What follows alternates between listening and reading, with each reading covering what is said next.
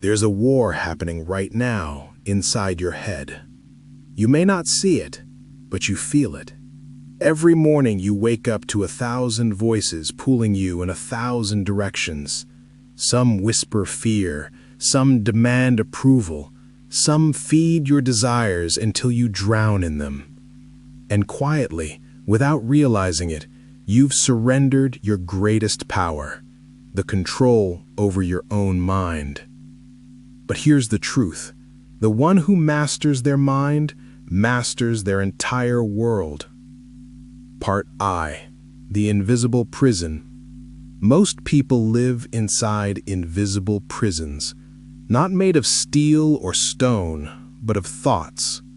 They are trapped by fears of rejection, by the weight of comparison, by the endless craving for comfort and validation. They chase distractions not because they want to, but because their mind demands it like a tyrant. The philosopher Epictetus once said, "No man is free who is not master of himself."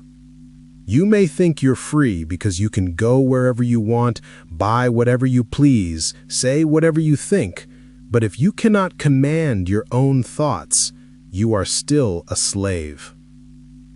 We live in an age that glorifies external success, but neglects internal mastery. We are taught how to earn money, how to speak confidently, how to project power, but not how to rule the chaos within. And so, we remain divided against ourselves, half master, half prisoner. Part II, the enemy within. Friedrich Nietzsche once wrote, "The greatest battles are fought not against others, but against oneself." You can conquer nations, but if you cannot conquer your impulses, you will destroy what you build. You can impress the world, but if you cannot silence your inner critic, you'll never feel peace. The enemy isn't out there, it's inside. The restless voice that never shuts up, that feeds on fear and envy, that whispers, "You're not enough." This voice doesn't care about truth. It only cares about survival. It clings to what's familiar, even if it hurts you. And so, every time you react out of anger, every time you chase validation, every time you scroll endlessly to escape your thoughts, you are feeding that enemy. Machiavelli once warned that the most dangerous ruler is the one who cannot rule himself, because a man who cannot master his own nature will eventually become a servant to it. Part III, the power of inner authority. What if I told you that every thought that crosses your mind isn't yours? Most of them are echoes, fragments of culture, advertising, trauma, and conditioning. You inherited beliefs from parents, teachers, screens, strangers. You've been programmed to think in ways that keep you docile, anxious, and distracted. Plato described this in his allegory of the cave, prisoners chained in darkness, mistaking shadows for reality. Today, the cave isn't made of stone, it's made of pixels. Screens flicker with illusions of meaning, and we call it truth. But the moment you question your thoughts, you begin to see the shadows for what they are. That is the beginning of liberation. To control your mind doesn't mean suppressing emotion or becoming robotic. It means developing inner authority, the ability to decide what enters your consciousness and what does not. It means observing your anger before you speak, your fear before you act, your doubt before it consumes you. The mind is a wild horse.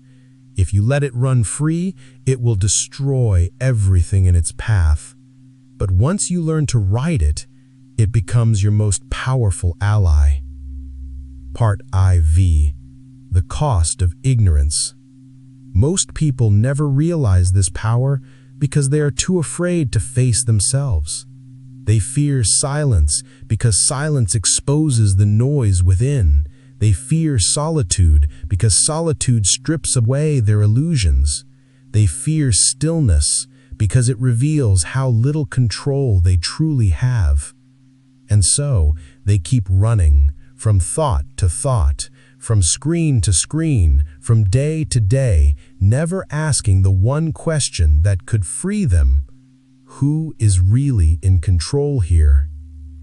Dietrich Bonhoeffer, who resisted tyranny in Nazi Germany, once said that the greatest act of freedom is not defiance, but obedience to truth.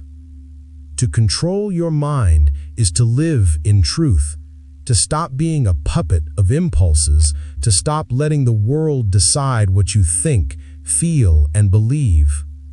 But freedom always comes with a price: discomfort. Because before you master your mind, you must face it. And facing it means confronting everything you've avoided: your fears, your insecurities, your pain. Part V. The moment of clarity. Imagine this. You wake up one morning and for the first time, you don't reach for your phone. You just sit there, breathing, watching your thoughts like clouds drifting across the sky. For a moment, you realize you are not your thoughts. You are the one who sees them. That small gap between awareness and thought, that's where freedom begins. In that space, you can choose. You can choose not to react to an insult. You can choose to let go of resentment. You can choose to face pain instead of escaping it. The world outside may still be chaotic, but your inner world becomes untouchable. And when your mind is calm, your perception changes. Obstacles become teachers. Pain becomes growth. Solitude becomes strength. Control doesn't mean dominance. It means harmony. It's not about silencing your emotions, but guiding them. It's not about denying your humanity, but refining it. Part VII. The reconstruction of the self. Once you've seen the truth of your own mind, you can no longer go back.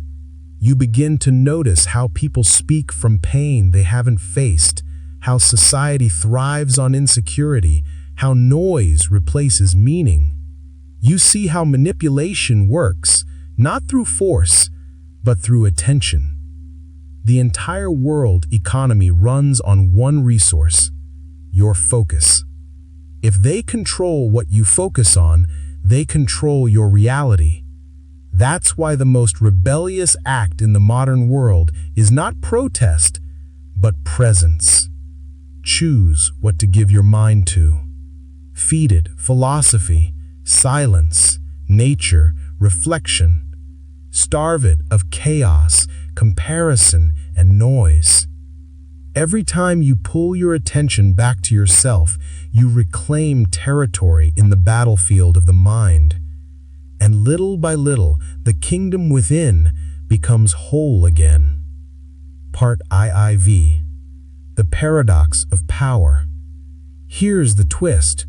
Control is not achieved by force. The harder you try to suppress your thoughts, the stronger they become. The key is not to fight your mind, but to observe it. Marcus Aurelius, the Stoic emperor, wrote in his journal, "You have power over your mind, not outside events. Realize this, and you will find strength." True control is gentle. It's awareness without judgment, discipline without cruelty. When you learn to watch your thoughts without becoming them, they lose their grip.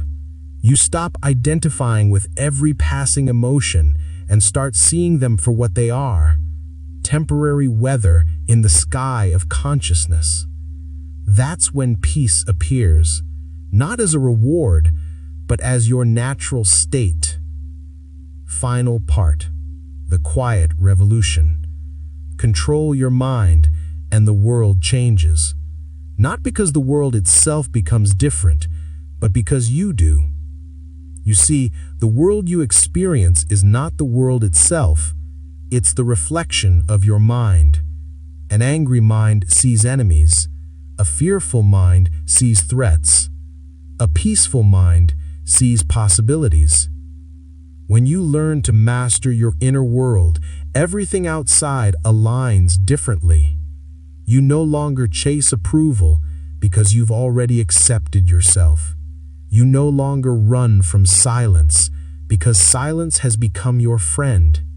You no longer seek control over others because you found it within. This is the quiet revolution, the one that begins not with protest or power, but with presence.